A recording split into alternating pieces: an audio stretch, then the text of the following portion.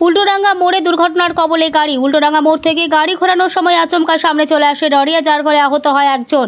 ঘটনাস্থলে পৌঁছেছিল পুলিশ। প্রাথমিক তদন্তে মনে হচ্ছিল লরি ড্রাইভার সিগন্যাল না দেখতেই বিপত্তি।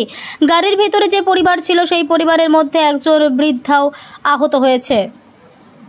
ব্যুরো রিপোর্ট, চ্যানেল 24 নাও, সত্য কথা সবার আগে।